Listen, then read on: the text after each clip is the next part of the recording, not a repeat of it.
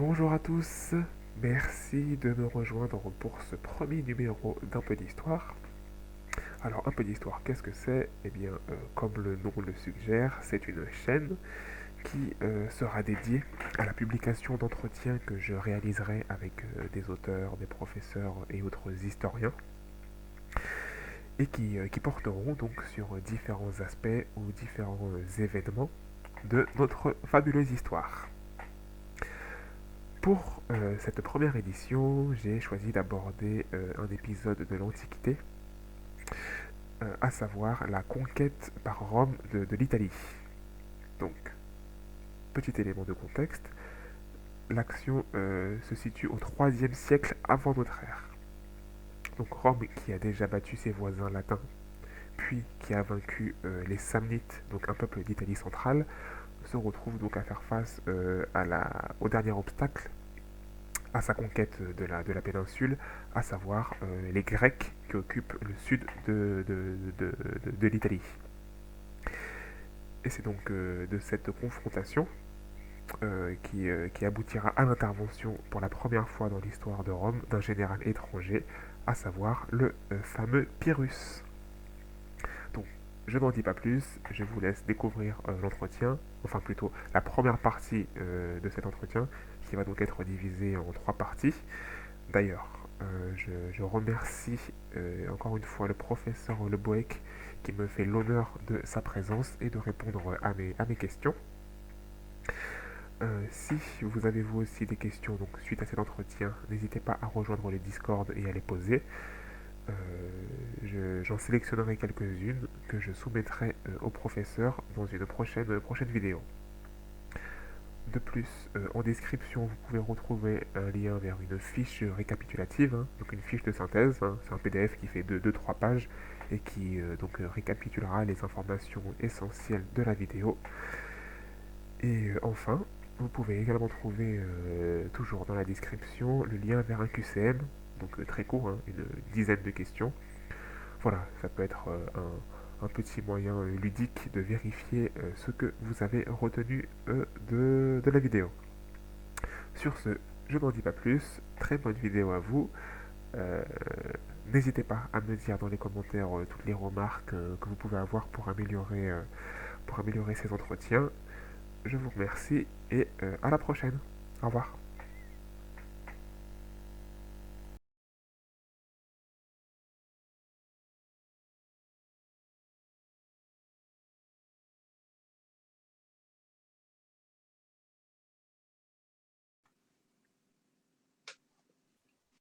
Alors, bonjour à tous, je suis très heureux de vous retrouver afin de partager ensemble un petit peu d'histoire.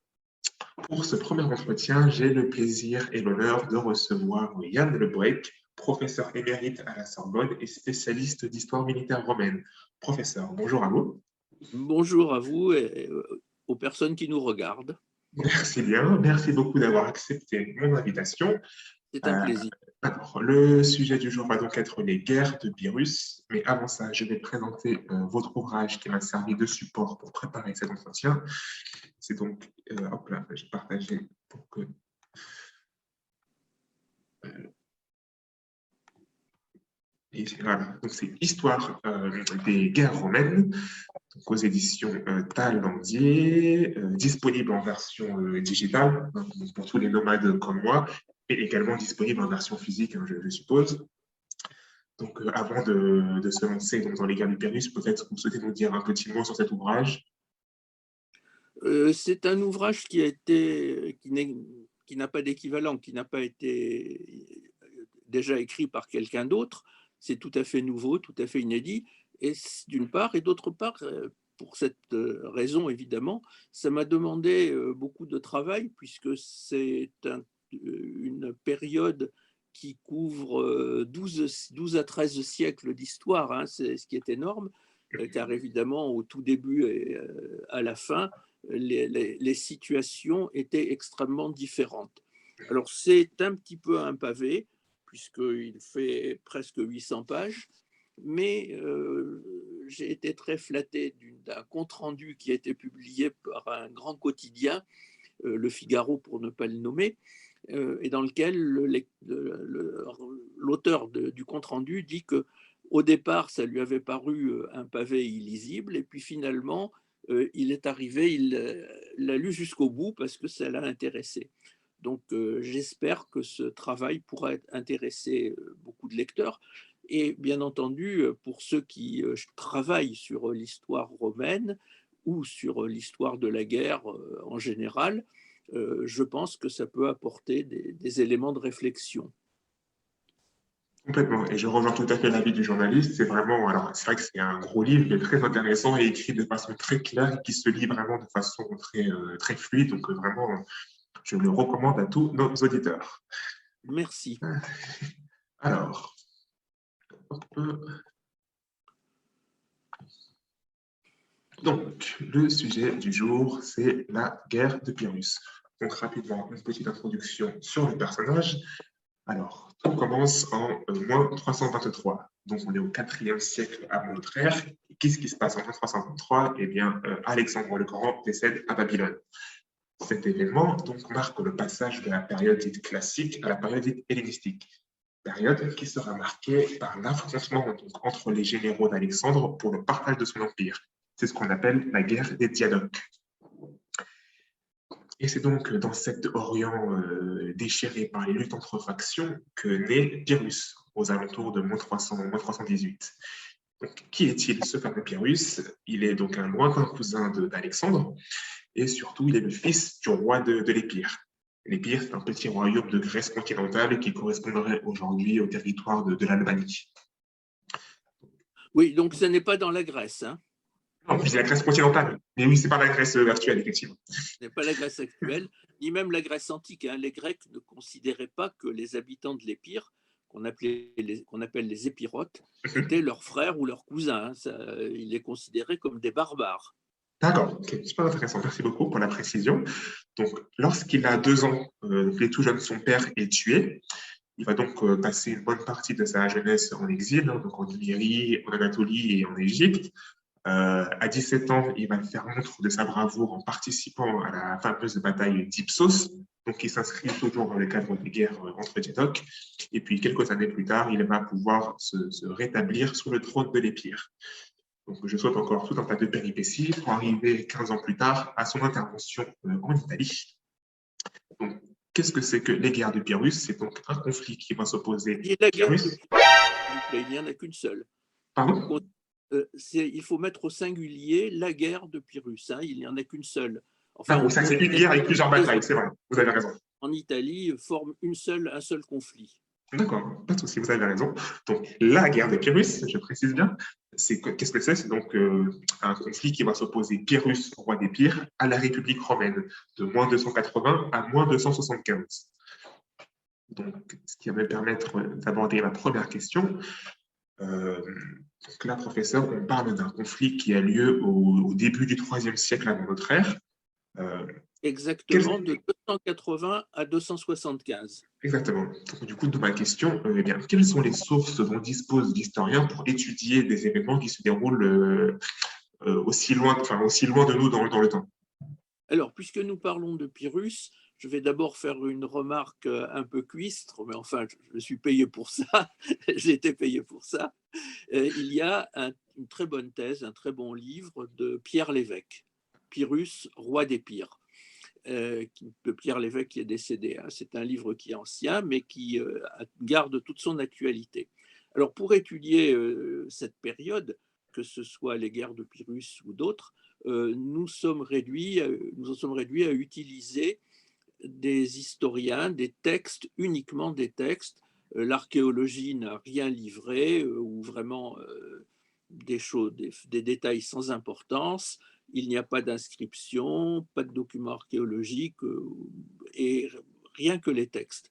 En particulier, donc, des textes latins, notamment Tite-Live pour l'essentiel. Alors Tite-Live, c'est un grand écrivain, bien entendu, qui écrit un très très beau latin, très simple, très clair, très précis. Il écrit à l'âge d'or de la littérature latine, au début de l'Empire romain, et il décrit des événements qui se sont quand même passés 3 siècles avant lui. Donc il faut bien voir que Tite-Live, n'étant pas contemporain des événements, a utilisé d'autres sources. Et ces sources, nous ne les connaissons pas. Où bon, il y a des recherches qui sont faites par les spécialistes, les philologues, mais bon, ça ne nous apporte rien de savoir qu'il a utilisé des textes qui sont perdus. Alors la seule chose qu'il faut bien voir, évidemment, que vous devinez bien entendu, c'est que Tite-Live n'est pas neutre, il n'est pas objectif, il fait semblant de l'être, peut-être même croit-il qu'il l'est d'ailleurs, hein, il ne faut pas lui jeter la pierre, mais il est un Romain, il est un patriote. Et alors, ce qui implique deux choses, il est un Romain, c'est qu'il a pour tout ce qui est grec une grande admiration et en même temps un grand mépris.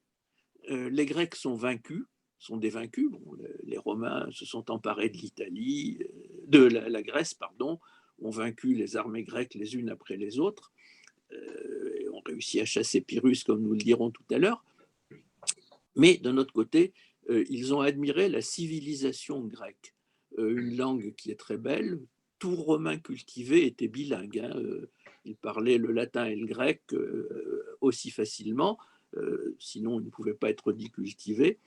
Et puis les œuvres d'art, toute la littérature, et notamment, il y a quelque chose qu'il ne faut pas oublier, les Grecs avaient écrit des ouvrages consacrés à la tactique et au matériel de guerre, et les Romains ont lu tous ces ouvrages, ils ont adapté et adopté les tactiques des Grecs, et ils savaient comment lutter contre eux. D'accord. Merci pour cette première réponse. Alors oui, juste pour petite précision au niveau des sources, donc on nous dit que c'est vraiment les textes antiques, que l'archéologie et l'épigraphie ne constituent pas de sources. Mais est-ce que la monnaie, la numismatique non plus, ne permet pas d'étudier cette période? Très peu de choses. D'accord, d'accord. Mais oui, il y a deux ou trois références dans les inscriptions, deux ou trois pièces d'armement qui ont été retrouvées, deux ou trois sculptures qui ont été retrouvées, quelques pièces de monnaie, etc. Mais fondamentalement, on utilise les textes, hein. Les autres sources sont très annexes. D'accord. Merci bien. Du coup, donc, comme je l'ai dit en préambule, on se situe là donc, au début du IIIe siècle avant notre ère. Est-ce que vous pouvez, s'il vous plaît, professeur, nous brosser un petit peu un portrait de la Rome au IIIe siècle et plus globalement pardon, de l'Italie au IIIe siècle? On a un peu une idée des forces en présence sur le territoire. Vous avez raison, vous m'amenez à parler d'un point qui est important, c'est-à-dire la cause de cette guerre de Pyrrhus. Pourquoi Pyrrhus est arrivé en Italie? Eh bien parce que les Romains, entre 280 et 275, avaient contrôlé à peu près la totalité du territoire italien. Entendons bien ce que signifie Italie dans l'Antiquité. Ça n'est pas la plaine du Pô. La plaine du Pô a été peuplée d'ailleurs de Gaulois, donc elle était considérée comme un territoire extérieur. La Sicile et la Sardaigne n'en faisaient pas partie non plus. Donc c'est seulement la partie péninsulaire. Et en 280, les Romains essayaient de contrôler le reste, tout à fait l'extrême sud de l'Italie, des cités comme Tarente, qui est encore connue à l'heure actuelle, ou comme Tourioï, qui est beaucoup moins connue, qui étaient des cités grecques. Et c'est cette présence grecque dans le sud de l'Italie qui a amené à cette confrontation.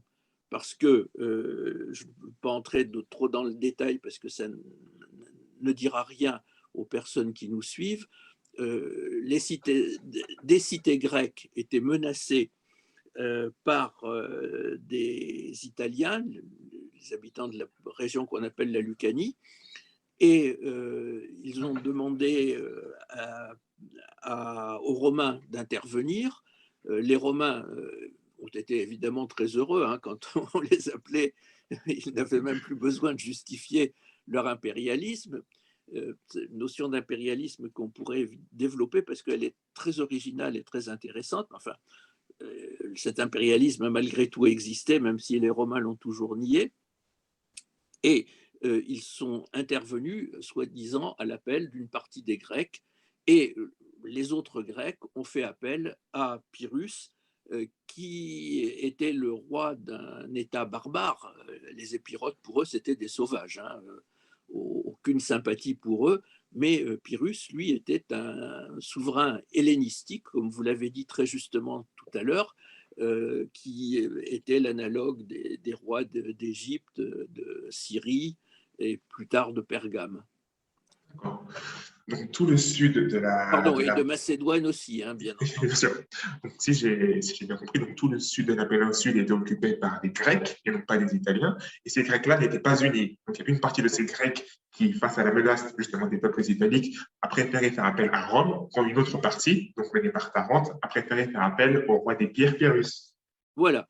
Sauf que pour peut-être un petit peu préciser, Bien sûr. donc, les Grecs occupaient pour l'essentiel des villes portuaires, avec le territoire qui se trouvait autour, et ils étaient tous entourés par des Italiens qui, évidemment, profitaient de cette présence, mais étaient aussi intéressés au pillage. D'accord. Donc, on a parlé des Grecs, on a parlé de Rome. Est-ce que vous pouvez nous parler des autres peuples italiques qui occupent la péninsule à cette période? Alors oui, il y a d'abord une communauté de langues, même s'ils ont des accents différents, quelques mots différents. Tous les Italiens se reconnaissent comme cousins des Romains. On parle à peu près la même langue. C'est un lien qui est fort entre eux.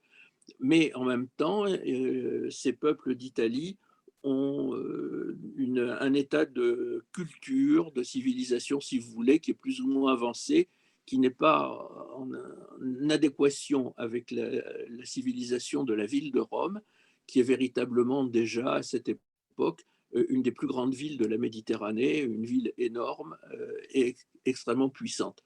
Alors, l'énorme avantage de Rome, c'est que depuis 333, Rome a étendu sa domination sur l'Italie. Et alors, assez curieusement, on s'attendrait à ce que le conquérant humilie, exploite, pille le vaincu. Mais au contraire, les Romains donnaient souvent l'égalité aux vaincus, c'est-à-dire qu'ils leur donnaient la citoyenneté romaine. Donc, la cité romaine, qui était d'abord une petite ville du centre de l'Italie, est devenue ensuite un État territorial qui correspond à la région du Latium, qui existe encore à l'heure actuelle. Suite à la guerre latine. Voilà, les Latins, le Latium, c'est le pays des Latins. Et ensuite, au fur et à mesure qu'ils avançaient à l'intérieur de l'Italie, ils donnaient la citoyenneté romaine à d'autres Italiens. La conséquence est extrêmement importante pour la conquête, l'impérialisme et les guerres, c'est que le citoyen romain est aussi un légionnaire. Il doit obligatoirement faire son service militaire. Et que Rome s'est trouvée, à la fin de l'époque qui nous intéresse, avoir une armée extrêmement nombreuse, ou plutôt la possibilité de recruter énormément de soldats, ce qui nous parlerons tout à l'heure, je l'espère, des guerres puniques. Hannibal arrive en Italie avec 37 000 hommes. Les Romains, à cette époque-là, sont capables de réunir 500 000 hommes. Ils ont sur leur liste 500 000 soldats possibles. Or, dans l'Antiquité, une armée ne peut pas dépasser de beaucoup les 50 000 hommes parce qu'il y a des moyens de communication. Donc, le général ne peut plus voir le bout de son aile droite, le bout de son aile gauche, et c'est l'anarchie. Donc, une armée normale, c'est 50 000 hommes. Rome, à ce moment-là, réussit à avoir l'équivalent de 10 armées avec 500 000 hommes.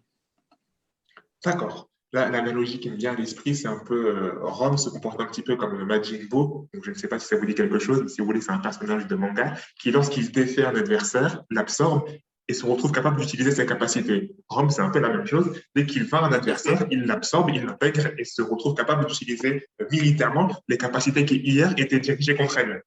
Voilà, tout à fait. Donc, c'est très, très intéressant. Merci beaucoup pour votre réponse. Du coup, je voulais vous demander, tant qu'on a le contexte global qui a permis la venue en Italie de Pyrrhus, je voudrais plus qu'on puisse revenir sur le casus belli. Quel a été donc l'événement déclencheur de l'intervention de Pyrrhus.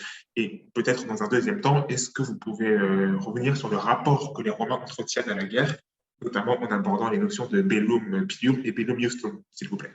Oui, alors la cause de la guerre, c'est justement que des Italiens, les Lucaniens, qui ne sont pas encore totalement intégrés, passés sous le contrôle de Rome, menacent une des cités grecques qui s'appelle Tourioi, ça n'a pas d'importance.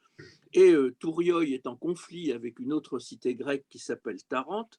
Donc les Romains se disent, nous allons intervenir là-dedans, nous allons profiter de cette salade pour en tirer avantage. Ils envoient des ambassadeurs à Tourioi et ces ambassadeurs sont insultés. C'est une faute contre le droit international. Donc, à partir du Ius moment... Gentium, c'est ça? Voilà. Donc, c'est à partir de ce moment-là que la guerre peut être un bellum iustum piumque, comme vous l'avez dit tout à l'heure, c'est-à-dire c'est une expression qui a été toujours très mal traduite. Si on dit c'est une guerre juste et pieuse, ce qui n'a aucun sens. Une guerre juste, oui, bon, à la limite, mais pieuse, une guerre pieuse, ça n'a pas de sens. À mon avis, il faut dire une guerre qui est conforme au droit et à la religion. Donc, pour qu'elle soit conforme, le droit et la religion, pour les Romains, c'était en fait la même chose, puisque c'était des prêtres qui s'appelaient les Fessiaux, qui constituaient un collège, qui avaient défini les règles de l'engagement militaire. Alors, pour que les Romains, en principe, n'avaient jamais le droit de faire une guerre offensive. C'était un crime, c'était un péché à la fois, comme vous voulez, c'était contraire au droit et à la religion. Donc, il y avait toute une série d'actes qui devaient se suivre. Et les habitants de Tourioi sont allés au-devant des désirs des Romains, puisqu'ils ont insulté des ambassadeurs. Et ça, ça permet d'engager une guerre. Vous avez insulté mes ambassadeurs, donc je vais vous punir, vous apprendre la politesse d'une part, j'ironise un petit peu, mais surtout vous apprendre le respect du droit, le respect des ambassadeurs. L'ambassadeur, vous le savez, dans l'Antiquité, de nos jours en principe aussi d'ailleurs, c'est quelqu'un qui est sacré, qui est protégé par le droit international. D'accord, effectivement, bah, l'ambassadeur, c'est le représentant d'une puissance étrangère. Donc, un outrage à l'ambassadeur, c'est comme une déclaration de guerre. Effectivement. Voilà. Ah, du coup, juste petite précision, vous m'avez dit que l'ambassadeur a été envoyé à Tourioi. Il me semblait moi que l'ambassadeur avait été envoyé à Tarente et que c'est les Tarentins qui avaient qui avaient outré l'ambassadeur, justement. Oui, c'est vrai, vous avez D'accord, raison. c'était ok. Ce n'est pas un ambassadeur, les Romains n'envoyaient pas un ambassadeur isolé, ils envoyaient toujours une équipe, hein, toujours un D'accord. groupe, au moins 2-3 personnes, de façon à ce que chacun puisse contrôler les autres et que l'ambassadeur n'ait pas un pouvoir trop étendu face à l'adversaire ou à la personne à laquelle on parle. D'accord. Et effectivement, donc, d'après les textes, là, je cite Denis d'Halicarnasse qui nous raconte comment est-ce que, notamment Megellus, Postumus Megellus, arrive aux Tarentins et puis leur explique qu'il souhaite avoir donc, réparation pour l'outrage réalisé. Et comment les Tarentins se moquent un peu de lui, se moquent du fait qu'il ne parle pas tout à fait bien grec. Il y a même visiblement un Tarentin qui urine sur Megellus. Voilà. Il lui rétorque en partant qu'il vous en coûtera beaucoup de sang pour laver ses habits. Bon, je ne sais pas ce que ça fait du. Dis-moi, vas-y. Denis d'Halicarnasse, que vous venez de mentionner, est aussi une source très intéressante, mais qui a vécu à peu près à la même époque que Tite-Live, c'est-à-dire 2 siècles après les événements. Cela dit, c'est un grec. Et alors, les auteurs grecs, quand ils parlent de Rome, sont encore plus romains que les Romains eux-mêmes, hein, parce qu'ils disent « nous avons été vaincus, si nous avons été vaincus, c'est que ces gens-là sont extraordinaires ». Et puis en disant ils ne pouvaient pas être l'ennemi, les Romains ne peuvent pas être vaincus, ça explique toutes leurs défaites, ça les exonère de fautes. On a fait ce qu'on pouvait, mais il n'était pas possible d'aller au-delà. Ouais. Du coup, c'est un peu un trait aussi qu'on peut retrouver chez Polybe. C'est un peu cette fascination pas très objective pour les Romains. Polybe est le plus grand défenseur des Romains qui soit, hein, bien entendu. D'accord. Donc, merci beaucoup. Donc, il y a donc le conflit, déclaration de guerre, et donc finalement, Pyrrhus donc, débarque en Italie en 280. Alors, la réponse de Rome ne se fait pas attendre. Alors, deux armées sont donc envoyées dans le sud de la péninsule.